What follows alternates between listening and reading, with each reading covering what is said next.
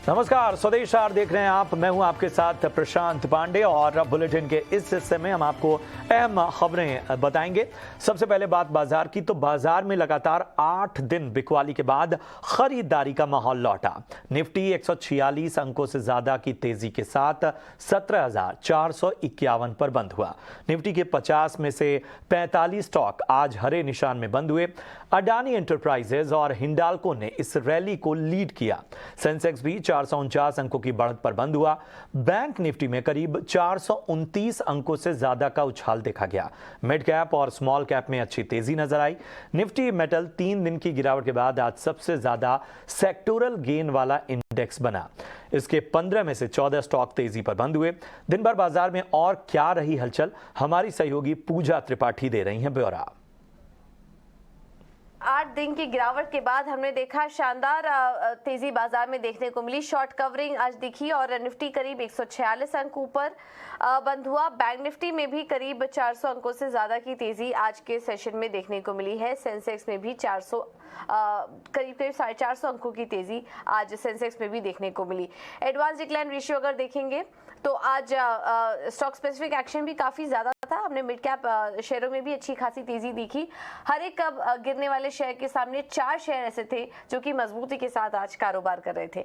Nifty के top gainers पर नजर डालें तो आज अडानी एंटरप्राइजेज में शानदार तेजी देखने को मिली और करीब आज 14% चला ये स्टॉक और पिछले 2 दिनों में करीब 28% तक की तेजी अडानी एंटरप्राइजेज के शेयर में देखने को मिली। इनफैक्ट अडानी ग्रुप के सभी शेयर्स आज चल रहे थे।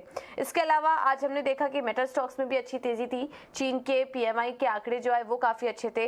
मांग में सुधार होने की बात की जा रही है और उसका आज पूरा सपोर्ट मेटल स्टॉक्स पे देखने को मिला। हमने देखा कि हिंडाल्को, हिंदुस्तान जिंक, नैल्को में 3 से 5% की तेजी देखने को मिली और इसमें छोटे मझोले शेयर्स भी आज चल रहे थे। हिंडाल्को देखिए 3.5% ऊपर आज बंद हुआ और इसके अलावा कुछ और स्टॉक्स पर नजर डालें तो यूपीएल में 3% की तेजी थी। एसबीआई आज 2.5% से ज्यादा की तेजी के साथ कारोबार कर रहा था। एक्सिस बैंक में आज अच्छा उछाल था। प्रेस कॉन्फ्रेंस भी होने वाली है बैंक की और उसमें काफी कुछ इंपॉर्टेंट कमेंट्री निकल कर आ सकती है। सिटी का के साथ जो अधिग्रहण था वो पूरा हो चुका है, उसकी पूरी तैयारी हो चुकी है। नए लॉन्च के साथ एक्सिस बैंक कुछ बड़ी घोषणा भी करेगा, जिसके चलते आज हमने दिन भर यहाँ पर भी अच्छी तेजी देखी। आईटी शेयरों में भी अच्छा रुझान था। Tech Mahindra, TCS, HCL Tech, यहाँ पर भी काफी अच्छी खरीदारी आज के दिन देखने को मिली है। वहीं दूसरी तरफ देखें तो ऑटो स्टॉक्स आज दिन एक करके ऑटो सेक्टर्स, ऑटो बिक्री के आंकड़े भी आ रहे थे, जिसमें कि एमएनएम और मारुति और एस्कॉर्ट्स के आंकड़े तो उम्मीद से अच्छे थे, लेकिन टाटा मोटर्स की बिक्री 6% बढ़ी। बजाज ऑटो की बिक्री ने निराश किया। आज निफ्टी में अगर ओवरऑल बात करें तो करीब 7 शेयर्स थे जो कि लाल निशान में कारोबार कर रहे थे। बाकी सभी सेक्टर्स में आज अच्छी तेजी देखने को मिली। सेक्टरल इंडेक्स अगर देखेंगे तो फार्मा में शुरुआती कमजोरी जरूर थी, लेकिन उसके बाद मार्केट बंद होते होते हमने देखा कि फार्मा इंडेक्स भी हरे निशान में आ गया और आज सभी सेक्टरल इंडेक्स हरे निशान में ही क्लोज हुए। अब बात करते हैं मिड कैप स्टॉक्स की, तो यहाँ पर आज हमने देखा कि नैल्को काफी मजबूती थी, करीब 5.5% से ज्यादा की तेजी वहां पर देखने को मिली। इसके बाद टाटा टेली में 5% की तेजी थी। Adani Wilmer, yes bank, oil India, bank of India के स्टॉक 4 से 4.5% की अच्छी मजबूती के साथ आज कारोबार कर रहे थे। वहीं गिरने वाले साइड में अल्केम लैब में कमजोरी थी। TVS Motors, Emami limited, Ashok Leyland और पेट्रोनेट भी आज कमजोरी के साथ कारोबार कर रहे थे। कुल मिला के बात करें तो आज अच्छा दिन था मार्केट के लिए। मिड कैप स्टॉक्स में स्पेसिफिक सेगमेंट में भी अच्छी तेजी देखने को मिली। होजरी शेयरों में भी आज जोरदार उछाल था। आज वहां पर भी हमने देखा कि रूपा का शेयर 12% भागा। डॉलर इंडस्ट्रीज, लक्स इंडस्ट्रीज, यहाँ पर भी शानदार तेजी देखने को मिली। तो कुल मिला के आज सभी सेक्टरल इंडेक्स चल रहे थे। मिड कैप ने भी अच्छा कंट्रीब्यूट किया और 8 दिन की गिरावट के बाद आज बाजार में गिरावट का ब्रेक लगा और अच्छी शॉर्ट कवरिंग आज बाजार में देखने को मिली है। आगे 3P इन्वेस्टमेंट के प्रशांत जैन ने भरोसा जताया है कि लंबी अवधि के लिए बाजार में मौके मिलेंगे। हमारे सीनियर एडिटर अजय शर्मा ने खास बातचीत में उनसे बातचीत की और इसमें उन्होंने कहा कि बाजार में सुस्ती आगे रह सकती है, लेकिन बाजार में गिरावट से घबराने की जरूरत नहीं है। प्रशांत, मैं जानना चाहूंगा, आपने पीएसयू बैंक्स की खोज बहुत समय से पहले कर ली थी, थोड़ा पेशेंस टेस्ट हुआ, लेकिन रिवॉर्ड्स काफ़ी मजबूत मिले। भी बेस्ट ऑफ NIMs और प्रॉफिट ग्रोथ वगैरह हमारे पीछे है या अभी भी इनमें वैल्यू है कि स्ट्रक्चरल ग्रोथ का साथ दे सकते हैं नेक्स्ट 3, 4, 5 साल आगे भी, क्योंकि करेक्शन यहाँ भी अच्छा हो गया? देखिए, अब ये समय आ गया है कि हमको जो एक स्ट्रॉन्ग और नॉट सो स्ट्रॉन्ग बैंक्स हैं, अब बाजार उनमें फर्क करेगा, क्योंकि एक जो एक्सेसिव अंडर वैल्यूएशन का दौर था वो अब निकल चुका है और अब हम एक सामान्य वैल्यूएशन और सामान्य प्रॉफिटेबिलिटी के समय पे आ चुके हैं। तो इस समय मुझे लगता है कि जो स्ट्रॉन्ग बैंक्स हैं, चाहे वो PSU हो या प्राइवेट हो, हमको वहीं पर निवेश करना चाहिए। बाकी बैंकों में मेरे ख्याल से ध्यान कम करना चाहिए। और दूसरा, अब जो बड़ी रेटिंग थी वो हो चुकी है। जैसा पूरे बाजार के बारे में हम कह सकते हैं कि यहाँ पे कोई मल्टीपल्स या वैल्यूएशन बढ़ने से अब रिटर्न आने की उम्मीद बहुत कम है। तो जितना बिजनेस में ग्रोथ आएगा उतने ही अब हम रिटर्न्स की उम्मीद कर सकते हैं। तो एक सामान्य रिटर्न्स की उम्मीद हम अच्छे मजबूत बैंक्स में कर सकते हैं। जी, जहां तक पावर यूटिलिटीज का सवाल है, वहां पे मुझे लगता है वो फिर भी एक ऐसा सेक्टर है, इकलौता ऐसा सेक्टर है जहां पे कि शायद थोड़ा बहुत वैल्यूएशंस में अपसाइड अभी भी है। इंटरेस्टिंग। अच्छा, कैपिटल गुड्स के बारे में बताएं। कैपिटल गुड्स और मैन्युफैक्चरिंग, इंडिया बहुत कुछ अटेम्प्ट कर रहा है कैपिटल गुड्स और मैन्युफैक्चरिंग में। जो top tier capital goods engineering company है उनमें ज़बरदस्त तेज़ी देखी, वैल्यूएशन एक्सपैंड देखी और अब लोग उन्हें बहुत महंगा कह रहे हैं। लेकिन मिड टियर इंजीनियरिंग कंपनीज में लोगों को ज़्यादा वैल्यू दिख रही है। आप इस स्पेस को कैसे अप्रोच कर रहे हैं जहाँ टेलविंड तो बहुत है लेकिन वैल्यूएशन चैलेंज बार बार डिस्कस होता है? देखिए, इंडिया का जो कैपिटल स्पेंडिंग का आउटलुक है वो काफ़ी अच्छा है, और क्योंकि अब इंडिया की मैन्युफैक्चरिंग की कॉस्ट वो एशिया में जो बाकी कंट्रीज हैं उनके मुताबिक कम हो चुकी है। और कोविड में जब लॉकडाउन हुआ तो वर्ल्ड के जो बड़े कंपनीज हैं उनको एक देश पे अपनी डिपेंडेंस कम करनी है। चलिए बढ़ते हैं आगे। बाजार के दिग्गज रामदेव अग्रवाल ने निवेशकों को मार्केट के मौजूदा सूरत हाल में संयम बरतने की सलाह दी है। ET नाउ स्वदेश के मैनेजिंग एडिटर निकुंज डालमिया से खास बातचीत में रामदेव अग्रवाल ने कहा कि भारत की ग्रोथ स्टोरी पर भरोसा करना चाहिए। उन्होंने कहा कि इक्विटी मार्केट में पैसा कमाने के लिए धैर्य रखना बेहद जरूरी है, क्योंकि यहाँ लंबी अवधि में ही अच्छा पैसा बनता है। The stocks cannot fly. You are already trading at almost, you're the most expensive emerging market. You are trading at upper end of your own valuation at about 20-21 PE. So once the earnings growth pick up, nothing is going to stop, I'm telling you. Right now, as we look at things, I think Q4 results are also not going to be very different than Q3. So margin, once the earnings explosion come, see we have about 825, 830 rupees EPS for Nifty, TTF. And that valuation is about 17,000, so about 20 times. So as the market gets confidence on next year's earnings growth, I think market will, I don't think it is going to wait whether if I sell, they buy, market will just blast. Now my sense is we are going to have next 25 years of compounded future. Now what does that mean? India, as we stand today, we are talking about 10 to 11% kind of a nominal GDP growth rate, because ultimately on a 270, 280 lakh crores GDP, we are talking about almost 30 lakh crores, 28, 29 lakh crores of additional GDP this year. On that you have a 10% compounding every year. So we got 30, 33, 36, 40, those kind of a number, lakh crores of GDP we are going to add up. So the discretionary build up is going to be massive. And the force of, right now the force looks to be more towards the government expenditure on the capex and all. But I think somewhere the trickle down will come and demand will build up. Right now there is a demand, particularly in the rural and all, are not great. But when you, these are all short-term challenges. But when you go into long-term, I think everything will be taken care of. Policy changes will come, which will be, which will help these things taken care of. And we are going to have the same, more of the same, I would say. You know, if you go forward, more of the same. We have done 12% compounded at the index level, plus dividend of about a percentage or so. So 13% kind of thing we have done, which is, your fixed income is 6-7%. So you are doing 2x of the fixed income. So you can't ask for more. It's a wonderful way. And then if you can get 1 or 2 lucky strikes in your portfolio, it can be whatever, you know. चले बढ़ते हैं आगे। मुंबई में NASSCOM की leadership summit हो रही है। Summit में क्या मूड है, हमारी सहयोगी अनीशा जैन के पास चलते हैं। अनीशा, बताएं कि क्या हाइलाइट्स हैं समिट की। Hello and welcome. आप जुड़ रहे हैं 18 आवर्स देश से एंड आज टीम है NASSCOM के NTLF इवेंट पे जो मुंबई में हो रहा है। यहाँ पे इंडस्ट्री के सारे दिग्गज मौजूद हैं और बात हो रही है कि नया टेक्नोलॉजी का क्या होने वाला है आउटलुक एंड बहुत से नए इंटरेस्टिंग टेक्नोलॉजी का डिस्कशन हो रहा है, चाहे वो AI हो, ChatGPT हो, big data, analytics, all of these have been talked about. And जो कंसेंसस बन के आ रहा है वो ये है कि इंडियन IT इंडस्ट्री स्टिल काफी स्ट्रॉन्ग फुटिंग पे है। डिमांड को लेके कुछ ज्यादा टेंशन नहीं है अभी, because Indian IT geared up है चेंज के लिए, बिकॉज स्पेंड खत्म नहीं होने वाला है टेक्नोलॉजी पे, ओनली चेंज होने वाला है, उसके लिए इंडियन IT काफी गियर्ड अप है। बहुत बहुत शुक्रिया करेंगे अनीशा आपका इस अहम जानकारी के लिए। और इधर 5G टेक्नोलॉजी को लेकर दिल्ली में G20 देशों की एक कॉन्फ्रेंस रखी गई, जिसमें माइक्रोसॉफ्ट के चेयरमैन बिल गेट्स ने हिस्सा लिया और भारत की जो डिजिटल क्रांति है उसकी जमकर तारीफ की। इस मौके पर टेलीकॉम मंत्री अश्विनी वैष्णव भी मौजूद थे और उनसे खास बातचीत की ET Now स्वदेश संवाददाता समीर दीक्षित ने।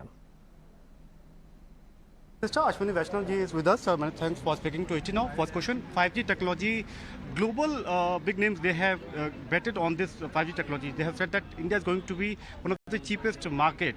Your comment on the same? So today during the G20 conference here, one of the events here, Mr. Bill Gates was very kind. He talked about India's public digital infrastructure, the digital India that Honorable Prime Minister Shri Narendra Modi ji has created, and he also endorsed India's speed at which the चले बढ़ते हैं आगे। Real estate sector को लेकर एक बड़ी खबर है। मुंबई में फरवरी में प्रॉपर्टी रजिस्ट्रेशन में तो कमी आई है, लेकिन प्रॉपर्टी के औसत मूल्य में इजाफा हुआ है। डिटेल्स दे रही हैं हमारी सहयोगी वामाक्षी। बिल्कुल, अगर हम देखते हैं कि नाइट फ्रैंक की तरफ से जो रिपोर्ट आई है उसमें इंडिकेट किया जा रहा है कि प्रॉपर्टी सेल्स रजिस्ट्रेशन करीब 11% से गिरे हैं ईयर ऑन ईयर बेसिस पर। जो टोटल प्रॉपर्टी यूनिट्स जो सोल्ड हुए थे वो 10,379 यूनिट्स से गिरकर 9,268 यूनिट्स पर आ चुके हैं। मगर एट द सेम टाइम अगर हम देखें तो स्टेट एक्सचेकर का जो कलेक्शन है वो 1000 करोड़ के पार हो चुका है और ये एक अपटिक है करीब 76% ईयर ऑन ईयर का, और इनफैक्ट ये बेस्ट फरवरी रहा है रेवेन्यू कलेक्शन के लिए एक दशक में।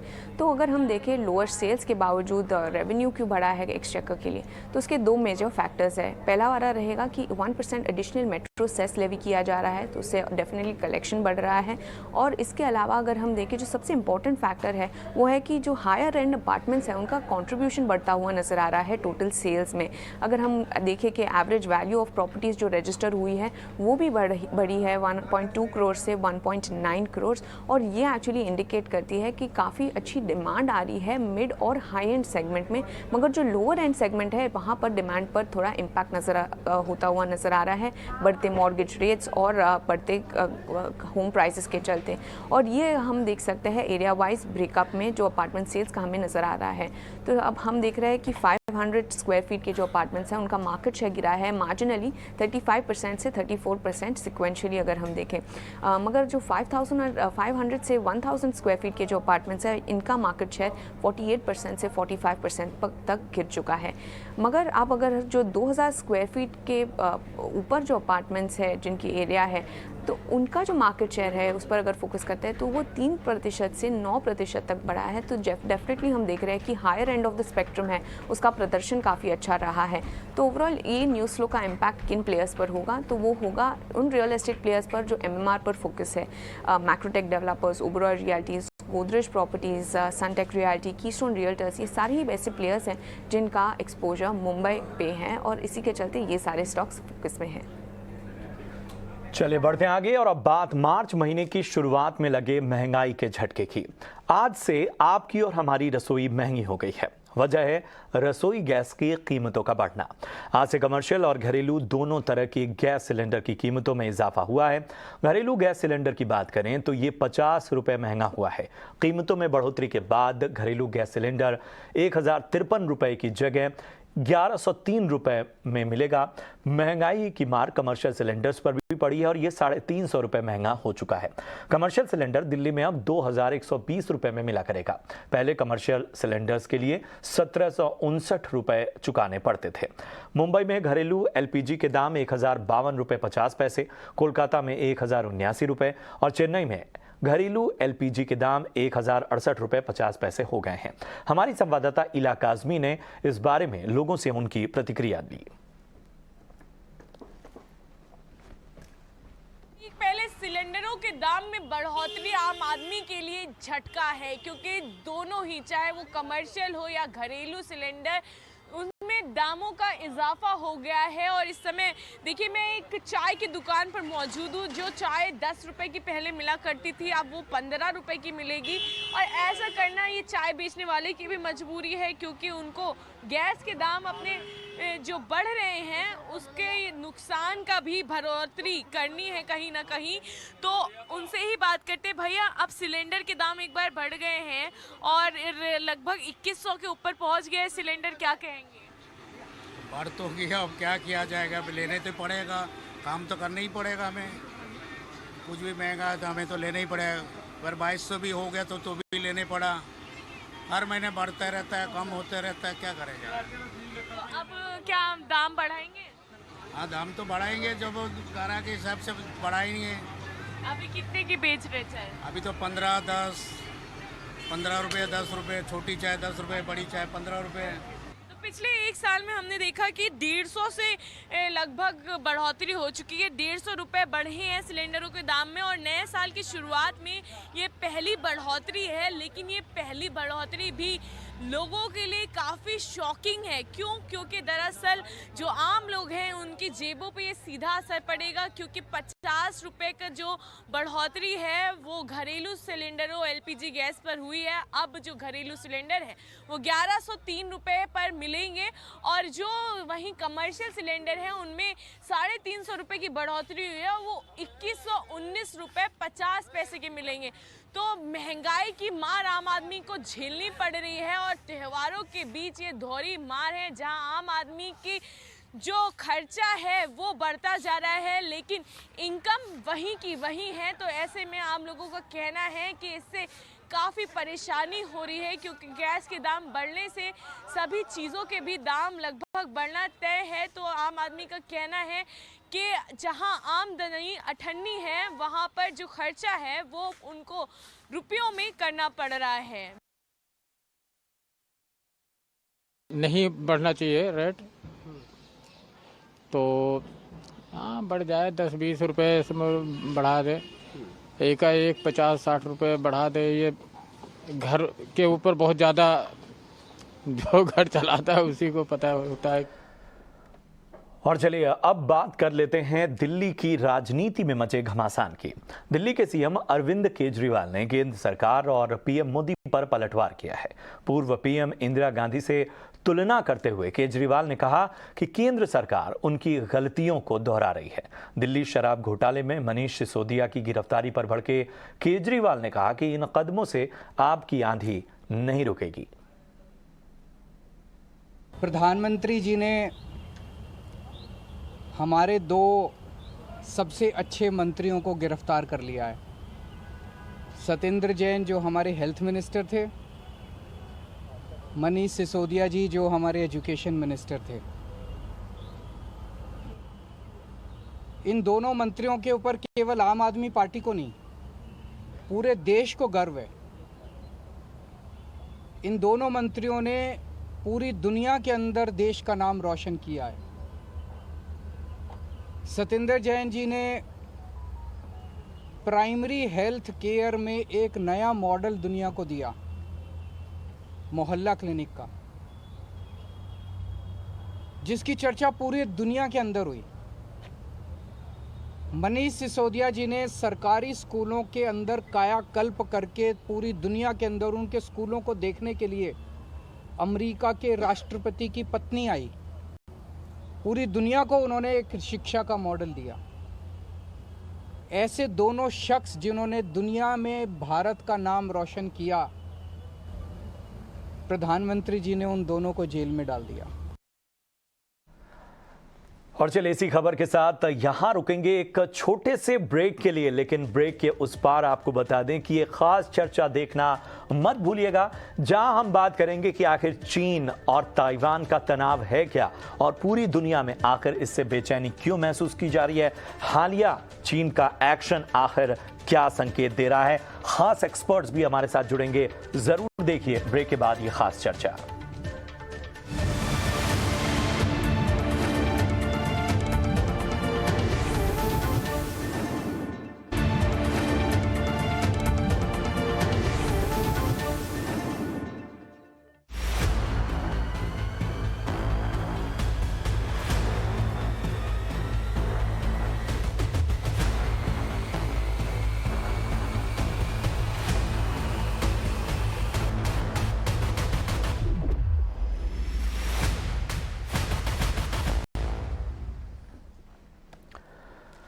साल 2022 अगस्त का महीना, अमेरिकी स्पीकर नैन्सी पेलोसी का ताइवान दौरा होता है और चीन इस दौरे के बाद भड़क सा जाता है।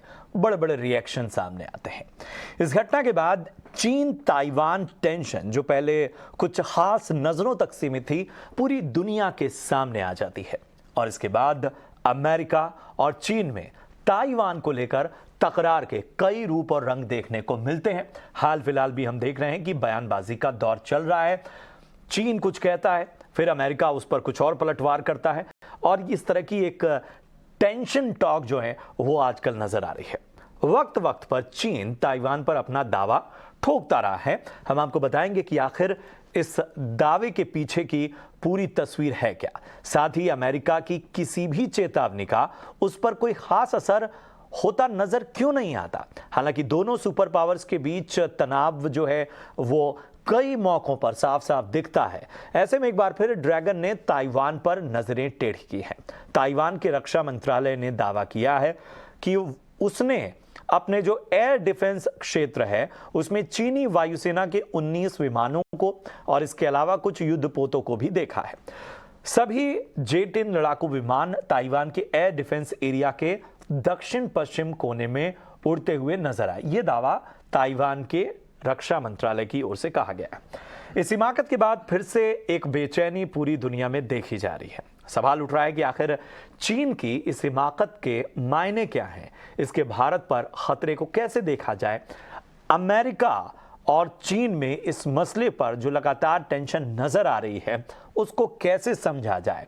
अगर चीन ताइवान के खिलाफ जो कि जंग का ऐलान एक तरह से अप्रत्यक्ष तौर पर कर चुका है, अगर ऐसी नौबत लाता है, फिर अमेरिका का स्टैंड क्या होगा, इसके भारत पर क्या मायने हैं। जिस तरह से चीन अपनी विस्तारवादी नीति और एक डिस्टर्बेंस का जो अप्रोच उसका नजर आता है, चाहे ताइवान में नजर आए, चाहे भारत के क्षेत्र अगर अरुणाचल प्रदेश में देखें तो वहां पर देखें, इन सब के मायने क्या हैं और भारत को इसे कितने बारीक तरीके से देखना चाहिए, इस पर चर्चा करेंगे। और इस चर्चा में हमारे साथ बेहद खास मेहमान जुड़े हुए हैं। हमारे साथ हैं मारूफ रजा साहब, जो कि कंसल्टेंट और स्ट्रेटेजिक अफेयर्स एक्सपर्ट हैं, बारीक निगाह रखते हैं इन सभी मामलात पर। मारूफ रजा साहब, बहुत बहुत स्वागत आपका ईटी नाउ स्वदेश में। मेरा पहला सवाल कि चीन और ताइवान कि इस तनातनी की जो पृष्ठभूमि है, इसके बारे में तो हम वक्त वक्त पर बताते ही रहते हैं, बहुत सारी चीज़ें, आज भी हम इस पर चर्चा करेंगे। लेकिन इन सब के बीच जो हालिया एक दखल बढ़ा है, जिस तरह से ताइवान का रक्षा मंत्रालय साफ तौर पर ये कह रहा है कि ये एक तरह की उसकी तरीका है जो ग्रे जोन रणनीति कहलाता है, इन सब को कैसे समझा जाए। हम देख रहे हैं कि पूरी दुनिया में एक तरह का डिस्टर्बेंस पैदा करने की कोशिश चीन की रही है। एक अलाइज के तौर पर बहुत सारे देश उसके साथ होते हैं, लेकिन ये मामला कितना जुदा और फिलहाल इसके क्या मायने निकाले जाए।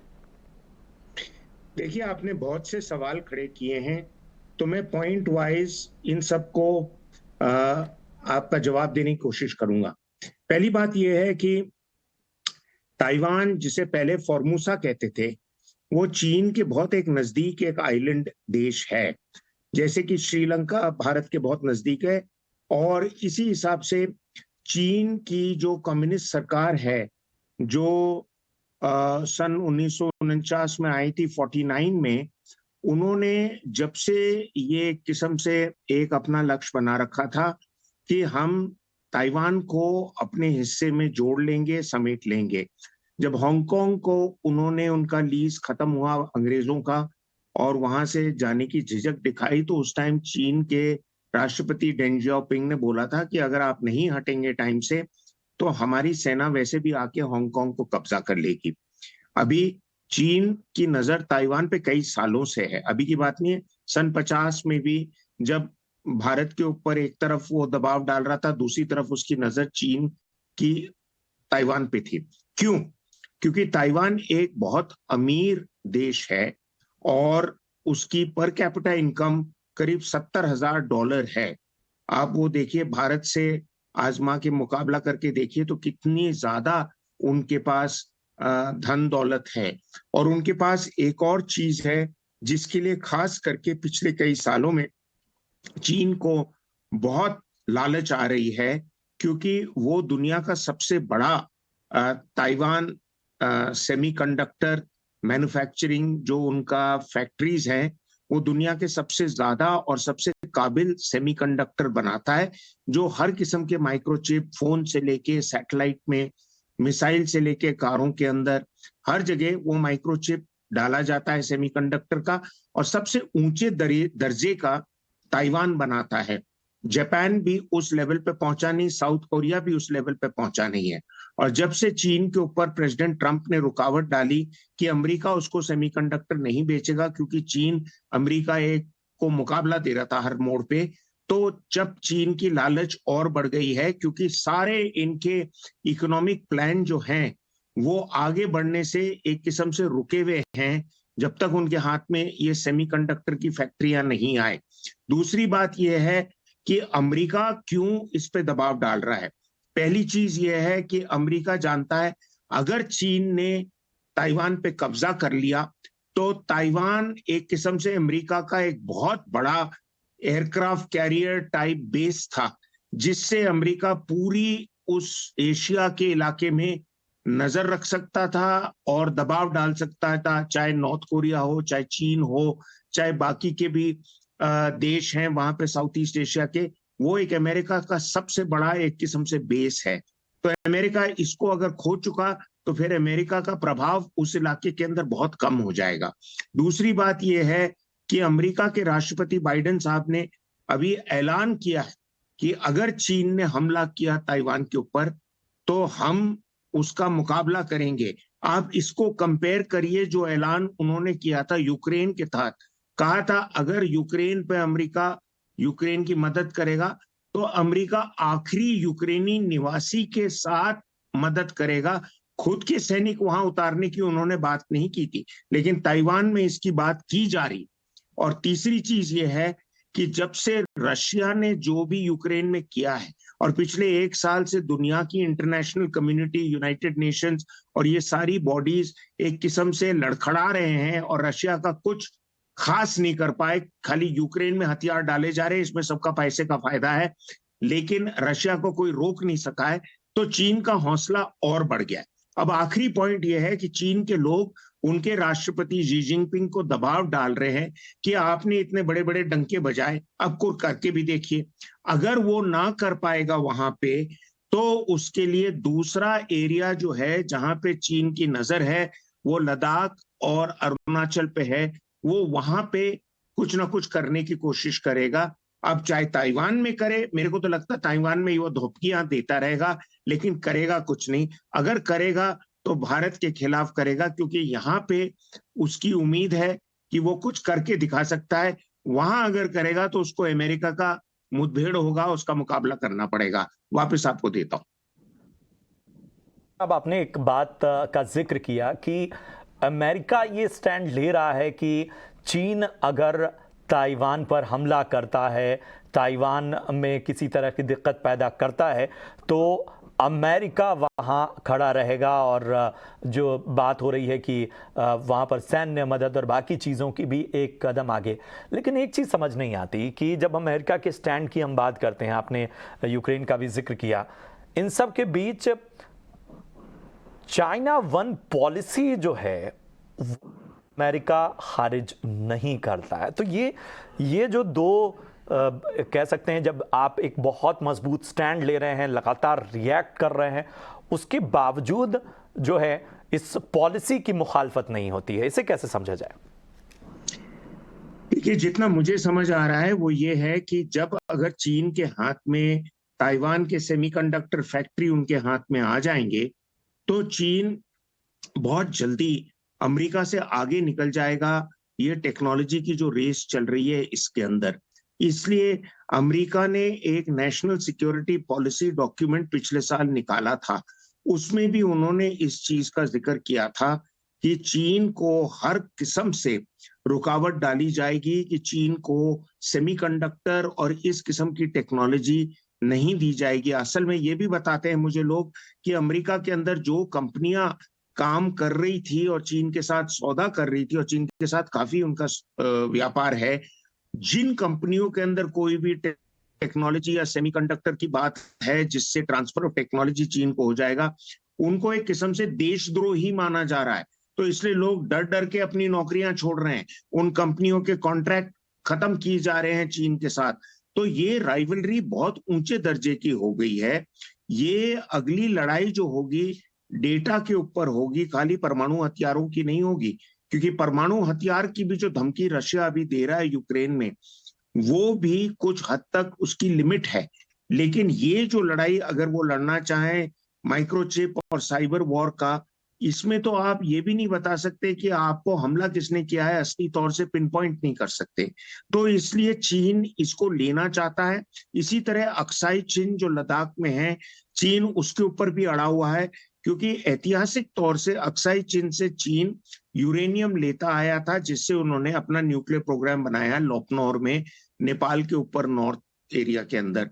और रशिया भी वहां का यूरेनियम यूज करता था जब रशिया ने पहला अपना न्यूक्लियर टेस्ट किया 1949 के अंदर।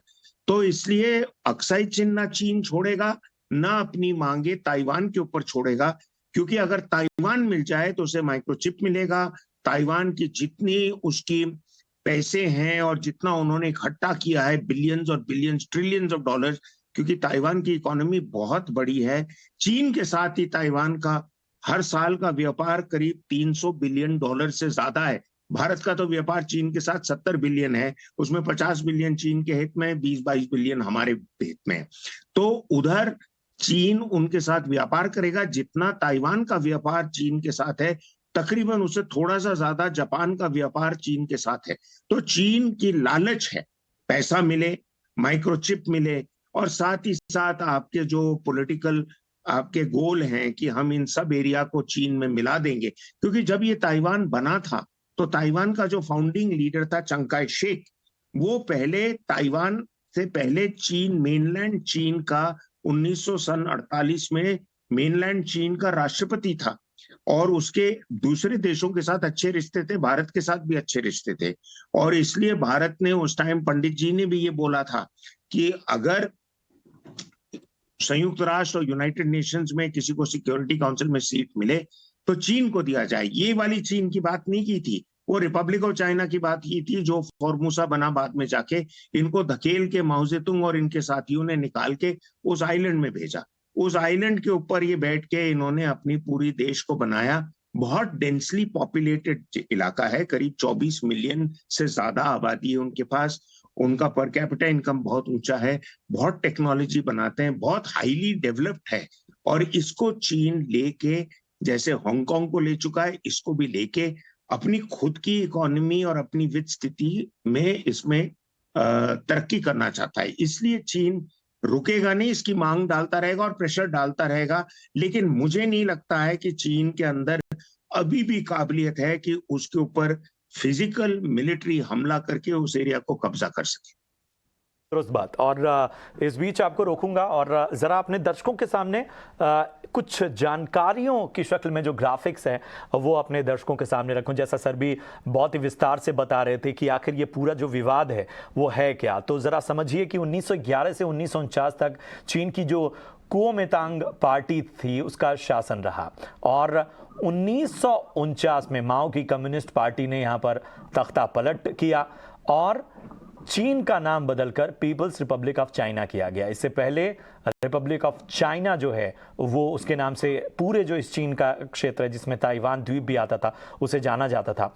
बदलाव के बाद कुओमिंतांग पार्टी ने बीजिंग में सत्ता गंवाई और इसके बाद इस पार्टी ने ताइवान द्वीप से निर्वासित सरकार चलाया। जी हाँ, और ताइवान को शुरू से ही चीन अपना हिस्सा मानता रहा है, जिस तरह से लगातार हमारे एक्सपर्ट बता रहे हैं। और रिपब्लिक ऑफ चाइना भी आज भी जो कई पुराने जो अगर आप रेफरेंसेस हैं उसमें ताइवान का जो पुराना नाम है उसमें रिपब्लिक ऑफ चाइना कहा जाता है उसे। 1949 में पश्चिमी देशों ने ताइवान को मान्यता दी। अब यहाँ से थोड़ा सा जो गणित है वो बदलता है। 1971 तक ताइवान यूएन का सदस्य भी रहा, तो तब जो समीकरण थे उसमें ताइवान जो है उसका वेटेज नजर आ रहा था। लेकिन 1979 में अमेरिका ने ताइवान की जगह चीन को मान्यता दी और चीन की बढ़ती ताकत ने ताइवान की मुश्किलें अब बढ़ा दी हैं, जिस तरह से लगातार दावा ठोका जा रहा है। फिलहाल अगर देखें तो ताइवान के हक में केवल 14 ऐसे छोटे देश हैं जो इसे स्वतंत्र राष्ट्र मानते हैं। ऐसे में सवाल उठता है कि क्या ताइवान स्वतंत्र राष्ट्र बन पाएगा या चीन उस पर कब्जा जमा लेगा। बड़े सारे सवाल हैं और इस बीच हमारे साथ एक बेहद खास मेहमान जुड़ चुकी हैं। श्वेता सिंह हैं, associate professor department of international relation, south Asian university से। श्वेता जी, बहुत बहुत स्वागत आपका ईटी नाव स्वदेश में।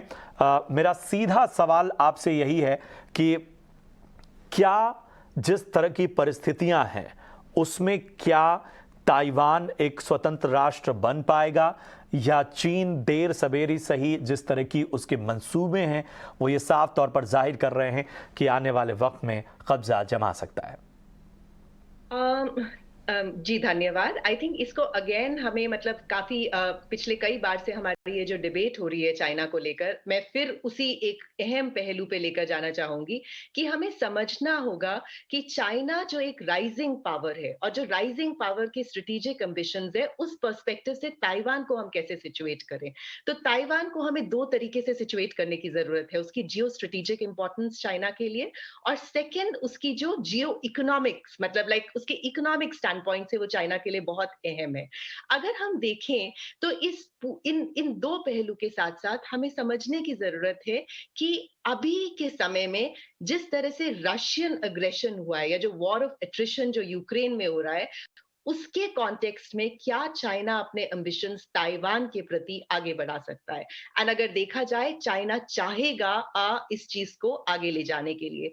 ये इसलिए भी इंपॉर्टेंट है चाइना के स्टैंड पॉइंट से बिकॉज चाइना यूएस रिलेशंस जो हैं वो बहुत ही सेंसिटिव मोमेंट में है। अगर आप देखें अभी जो बलून वाला जो इंसिडेंट हुआ है और उसके तहत जो ब्लिंकन की विजिट जो है वो कैंसिल हुई है, फिर आप देखें यूएस का खास इंटरेस्ट रहा है ताइवान को लेकर, तो ये कई तरीके से चाइना को चैलेंज करता है। बट अगर चाइना के स्ट्रेटेजिक एम्बिशंस के स्टैंड पॉइंट से देखें तो ताइवान जैसे कि मैंने कहा बहुत ही इंपॉर्टेंट है। दूसरे पहलू को आपको देखने की जरूरत है, ताइवान जो है एक डेमोक्रेटिक जो उसकी डेमोक्रेटिक नॉर्म्स और वैल्यूज है वो चाइना के पॉलिटिकल सिस्टम को कहीं ना कहीं से चैलेंज करती है। तो एक छोटा नेशन स्टेट जिसकी वैल्यू सिस्टम जो पॉलिटिकल वैल्यू सिस्टम है वो चाइनीज नॉर्म्स एंड वैल्यूज से क्लैश करती है, एक राइजिंग पावर उसको कैसे देखेगा, ये एक अहम क्वेश्चन हो जाता है। तो हमें आई थिंक अगर जस्ट टू सम अप अगर हम इसको देखें तो इसको तीन डिफरेंट पहलू से देखने की जरूरत है। चाइना के पर्सपेक्टिव से, एक राइजिंग पावर के पर्सपेक्टिव से, जियो स्ट्रेटेजिक इंपॉर्टेंस, जियो इकोनॉमिक स्टैंड पॉइंट, दूसरा चेंजिंग साइनो रशियन रिलेशंस, उसके तहत में अगर आप देखें चाइना अपने एम्बिशंस को कैसे रशिया साउथ मतलब एशिया में आगे बढ़ाता है, तीसरा changing dynamics in the context of Sino US relations, उसको हम कैसे सिचुएट करें। तो ताइवान एक बहुत ही मतलब अभी बहुत ही वॉच्ड सिचुएशन होगी ताइवान को लेकर, क्योंकि कई ग्रेट पावर्स इसको वॉच कर रहे हैं, क्योंकि all said and done everyone's eyes and years would be on China because it's a rising power. तो मतलब किस तरह से उसका स्टेट बिहेवियर वो अपने आप को आर्टिकुलेट करता है आज की डेट में, वो बहुत इंपॉर्टेंट हो जाता है। बिल्कुल, बहुत अहम बात आपने कही और इसी आपके पॉइंट के साथ मैं मारूफ सर आपके पास आना चाहूँगा। क्या ये सारी रस्साकशी ये सारा जो कह सकते हैं कि डोमिनेशन दिखाने का ये जो सब तमाम एक्ट नज़र आ रहे हैं चाइना की ओर से, ये इस वजह से है कि एक रियलाइजेशन उसको लंबे वक्त से है कि वो एक सुपर पावर के रूप में जो हैसियत होनी चाहिए या एक जो एक्सेप्टेंस होनी चाहिए वो पूरी दुनिया से मनवाना चाहता है, और अमेरिका को बार बार चैलेंज इसीलिए किया जा रहा है। ये आपका बहुत जरूरी सवाल है, क्योंकि चाइना आपकी बात नहीं है। मैं पिछले 30 साल से तो देख ही रहा हूं कि चाइना मिसाल के तौर पर इंडिया के साथ किसी फोरम या कॉन्फ्रेंस में चाइना के जो विश्लेषक हैं, चाइना के अधिकारी हैं, वो बैठना नहीं चाहते खाली इंडिया के साथ। अगर अमेरिका हो उस फोरम के अंदर तो चाइना के लोग बैठने को तैयार हैं, क्योंकि उनकी सोच ये है कि आप हमें इंडिया के साथ कंपेयर मत करिए, आप हमें अमेरिका के साथ कंपेयर कीजिए। और अभी कई लोग इसके बारे में लिख रहे हैं, बोल रहे हैं, खास करके यूक्रेन की लड़ाई के बाद लोगों का ये भी कहना है कि चाइना अब एक किस्म से नंबर 2 पावर हो गया है, और अमेरिका और रशिया का इस लेवल का मुठभेड़ नहीं होगा जितना अमेरिका और चाइना का होगा। कुछ हद तक इसमें सच्चाई है कि आगे जाके जितने चैलेंजेस अमेरिका को स्ट्रेटेजिकली करना पड़ेगा सामना, वो चाइना के साथ कई इलाकों के अंदर होगा। इकोनॉमी हो, स्ट्रेटेजिक वेपन सिस्टम्स हो, कुछ टेक्नोलॉजी चाइना ने रशिया से ज्यादा भी बना ली है, जैसे कि सैटेलाइट्स होती है। अमेरिका के बाद रशिया के पास इतनी सैटेलाइट्स नहीं है जितनी चाइना के पास है। हाइपरसोनिक मिसाइल्स उन्होंने बना दिए हैं, जो कुछ हद तक कहते हैं कि अमेरिका के से भी आगे निकल गया है। तो चाइना हर लेवल पे दिखाने की कोशिश कर रहा है कि हम किसी से कम नहीं, और इसलिए चाइना का ये है कि आप लोग अब तक ये करते आए हैं दुनिया के ऊपर, जो भी आपके स्ट्रेटेजिक एम्बिशंस या आपके मिलिट्री लक्ष्य को भाता रहा है या सूट करता है, अब हम वो करेंगे जो अब हमारे इरादे हैं, क्योंकि अब ये सेंचुरी चाइना की होगी। और बहुत लोग इसके बारे में विचार करते आए हैं, कहते आए हैं और लिखते भी आए हैं कि भाई आगे तो जाके चाइना के ऊपर ही नजर रखी जाए।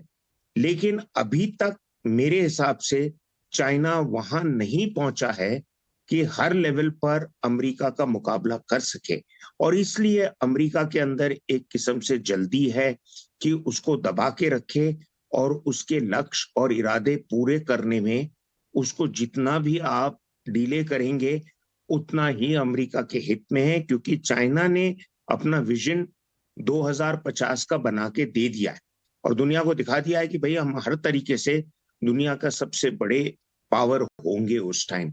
कुछ लोग कहते हैं ये नामुमकिन है, कुछ लोग कहते हैं कि अभी तक इतनी असलियत इसके ऊपर नहीं नजर आ रही है कि चाइना वाकई ही कर पाएगा।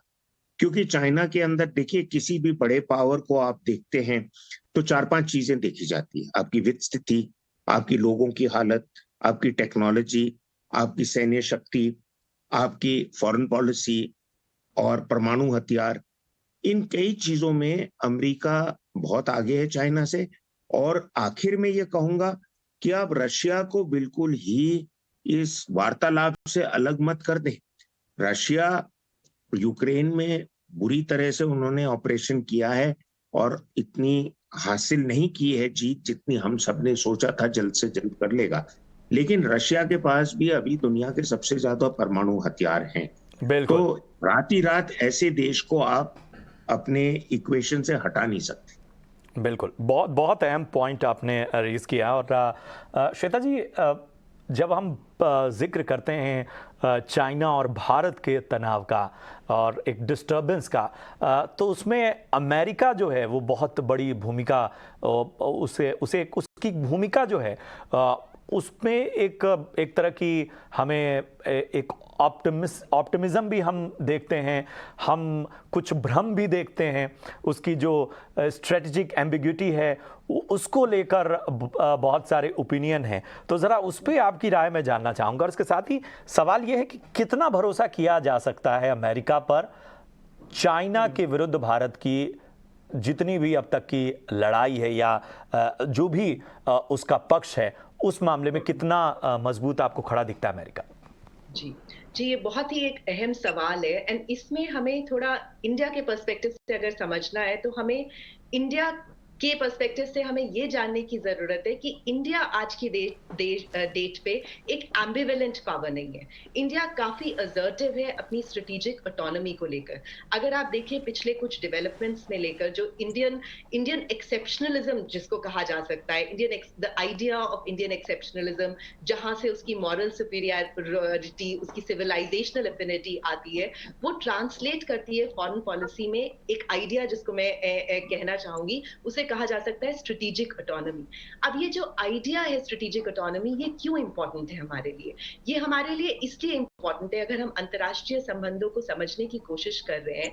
इंडिया आज की डेट में एक independent balanced foreign policy with commitment towards international norms जो प्रोजेक्ट कर रहा है, ये बहुत ही अहम है।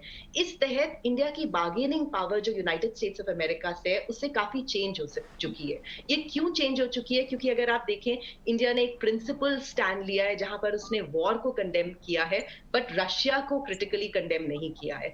उसने यूक्रेन में ह्यूमैनिटेरियन सपोर्ट ऑफर किया है, but at the same time एक प्रिंसिपल डिस्टेंस बनाया है यूरोपियन पावर्स से। And at the same time ये एक प्रेशर टैक्टिक्स भी है यूनाइटेड स्टेट्स के लिए, बिकॉज इंडिया ये कहना चाहता है कि जो अभी यूक्रेन में देखा जा रहा है, अगर आप देखें बॉर्डर इंकर्शंस जो चाइना ने किया है, वो इंडिया को डिस्टर्ब करता है and the world needs to wake up and look at it. तो उस तरह से अगर देखें तो इंडिया एक बहुत ही स्ट्रेटेजिक प्लेयर है एंड इन दिस कॉन्टेक्स्ट हमें जो न्यू इंडिया है जिसमें वो विश्व गुरु का एक रोल प्ले कर रहा है, उस चीज को अहम ढंग से समझने की जरूरत है, क्योंकि वहीं से उसके जो रिलेशनशिप्स हैं ग्लोबल पावर्स के साथ, चाहे वो यूनाइटेड स्टेट्स ऑफ अमेरिका हो, चाहे वो रशिया के साथ हो, चाहे वो चाइना के साथ हो, वो उसी एक आइडेंटिटी से स्टेम करते हैं। तो आई थिंक आज की डेट में अगर हम देखें, क्योंकि इंडिया एक स्ट्रेटेजिक ऑटोनॉमी, एक एम्बिवेलेंट पावर नहीं है, असर्टिव ऑटोनॉमी को असर्ट कर रहा है,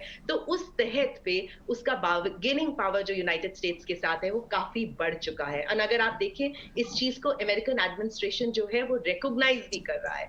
अगर आप इंडिया की G20 प्रेसिडेंसी को लेकर देखें, आप इंडिया का रोल देखें कि एक ये चीज बार बार आ रही है कि इंडिया जो है एक ऐसा राइजिंग पावर है जो इस कॉन्फ्लिक्ट को मीडिएट कर सकता है, क्योंकि उसकी अपनी एक्सेप्शनलिज्म, अपनी सुपीरियरिटी जो स्ट्रेटेजिक ऑटोनॉमी से स्टेम होती है।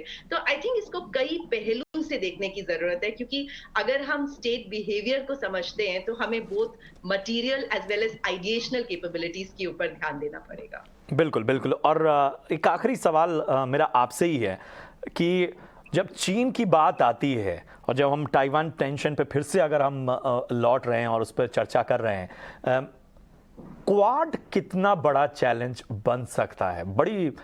बड़ी उम्मीद भरी नजरें रहती हैं हमेशा क्वाड से।